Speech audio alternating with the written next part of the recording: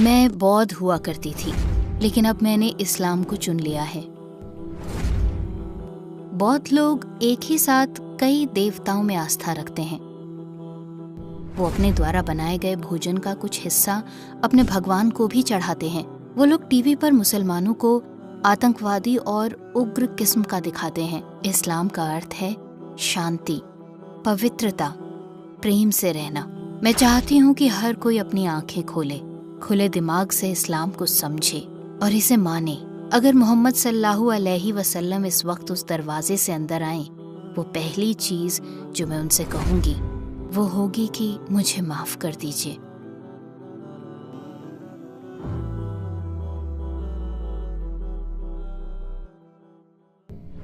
क्या आप संक्षेप में हमें अपने बारे में बता सकती हैं?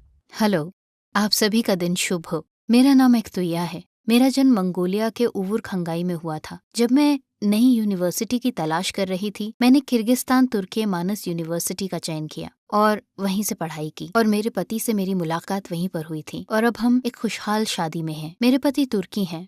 एक बौद्ध किस चीज में विश्वास करता है? क्या आपने उन मान्यताओं को निभाया था? मैं बौद्ध हुआ करती थी, लेकिन अब मैं इस्लाम कबूल कर चुकी हूँ। बौद्ध लोग एक साथ कई देवताओं में आस्था रखते हैं और वो अपने देवताओं के लिए हर रात मोमबत्ती जलाते हैं। और ऐसा करके वो सोचते हैं कि वो अपने पापों से मुक्ति पा रहे हैं। हर सुबह वो अपनी सुबह की चाय आसमान को खुदा मानकर उसी के साथ साझा करते हैं। इसके अलावा वो अपने द्वारा बनाए गए भोजन का कुछ हिस्सा अपने भगवान को भी चढ़ाते हैं। अस्सलामु अलैकुम भाइयों और बहनों, हमें एहसास हुआ कि इस वीडियो को मिलाकर हमारे 80% दर्शकों ने हमें सब्सक्राइब नहीं किया है। जैसा कि आप जानते हैं, हम एक नॉन प्रॉफिट संगठन हैं और हमारे वीडियोस पर विज्ञापन बंद है। टुवर्ड्स इटर्निटी सिर्फ एक यूट्यूब चैनल नहीं है, बल्कि एक मदरसा भी है। यहाँ हम खुद को और युवाओं को इस्लामी तौर पर शिक्षित करने का प्रयास करते हैं। तो हमारे इस आग्रह का एकमात्र उद्देश्य सच को फैलाना है। देखने में यह एक छोटा सा काम लग सकता है, लेकिन इंशाल्लाह यह हमें लाखों लोगों तक पहुँचाएगा। आइए मिलकर लाइक और सब्सक्राइब का बटन दबाएं और टुवर्ड्स इटर्निटी की राह पर आगे बढ़ें। बौद्ध धर्म में ईश्वर और सही गलत जैसे विचारों की गैर मौजूदगी का आपकी जिंदगी पर क्या असर पड़ा? क्या इससे जुड़ी कोई बुरी यादें भी हैं? मुझे बौद्ध धर्म की इतनी ज्यादा गलत बातें नहीं याद हैं, लेकिन मुझे याद है कि वो एक साथ अनगिनत भगवानों में आस्था रखते हैं। उनके यहाँ बस एक ही खुदा नहीं है, वहाँ हर तरह के भगवान होते हैं, जैसे आग का देवता, यात्रा का देवता, बच्चों का देवता, सेहत का देवता। वो उन सब में मानते हैं। वो नेकियों और गुनाहों में फर्क कर सकते हैं। लेकिन आजकल के बच्चे अच्छा इंसान बनने की कोशिश नहीं करते और ना ही अच्छी चीजें करने की। लेकिन पुरानी पीढ़ी के लोग, जैसे कि मेरे दादा दादी, ने अपनी पूरी कोशिश की कि वो कोई गुनाह न करें और एक अच्छी जिंदगी जी सकें।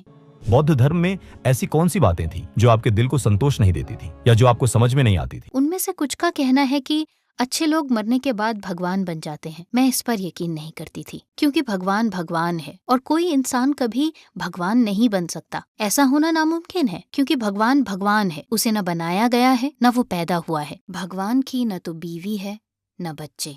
वो आसमानों में रहता है और वो शुरुआत से ही वहीं था। क्या किसी खास घटना या विचार के कारण आपने सवाल उठाने शुरू किए थे?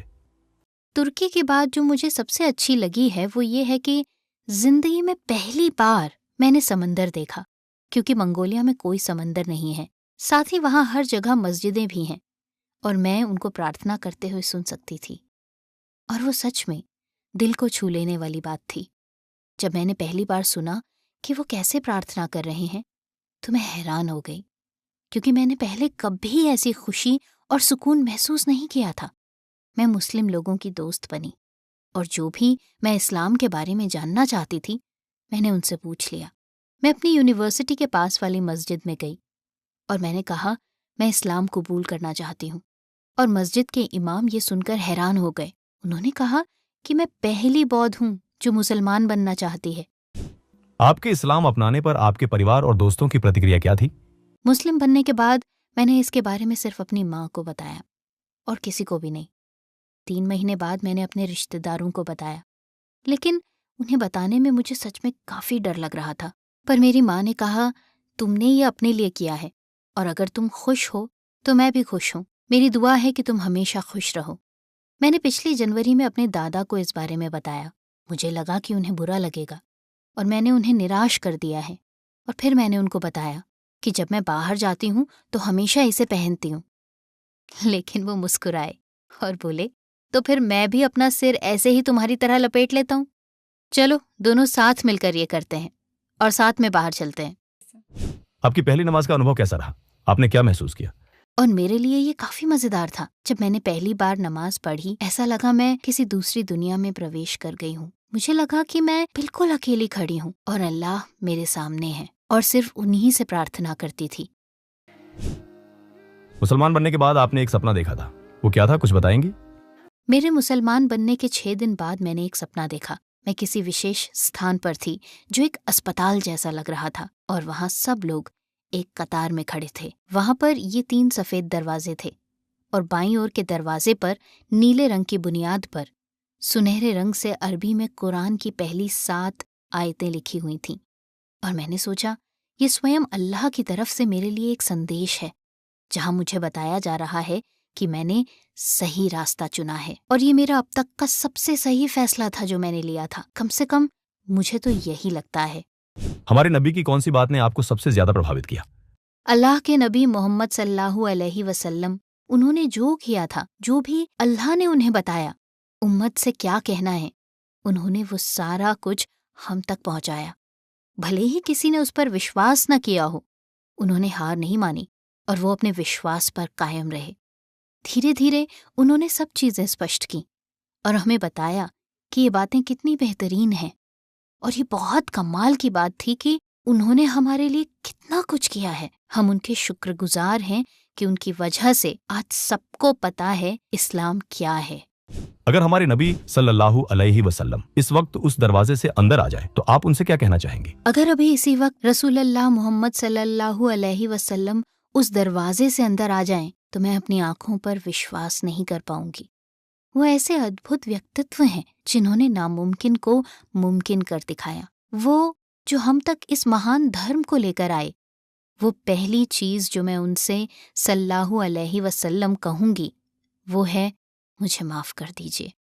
इस अजीम धर्म की महानता को इतनी देर से अपनाने के लिए मैं आपसे माफी मांगती हूँ। अगर आपको किसी गैर मुस्लिम से बात करने का मौका मिले तो आप उससे क्या कहना चाहेंगी? इस्लाम का मतलब है शांति, पवित्रता, प्यार से रहना। अगर आप सचमुच इस पर विश्वास करते हैं, इसका आदर करें और इससे मोहब्बत करें, तो आपको बेशक वो तोहफा मिलेगा जो अल्लाह ने हमारे लिए भेजा है। काश मैं इसे थोड़ा और पहले समझ पाती, मैं इसे थोड़ा और पहले चुन पाती।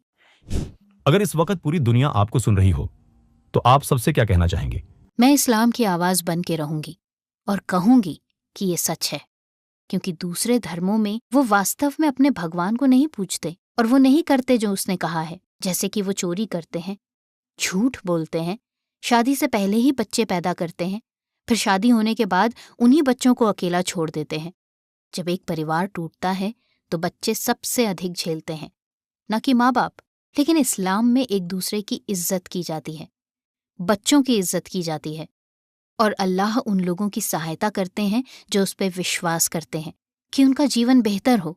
मैं चाहती हूँ हर इंसान अपनी आंखें खोले और खुले दिमाग से इस्लाम को समझे और इसे माने, क्योंकि ये मानकर कि कोई इंसान खुदा है, दुनिया बस गुनाह पे गुनाह कमाए जा रही है। इसलिए मैं चाहती हूँ कि हर कोई ये समझे कि हमारे लिए इस्लाम ही सबसे अच्छा है। मेरे इंटरव्यू को ध्यान से सुनने और देखने के लिए आपका शुक्रिया। अपना ध्यान रखें।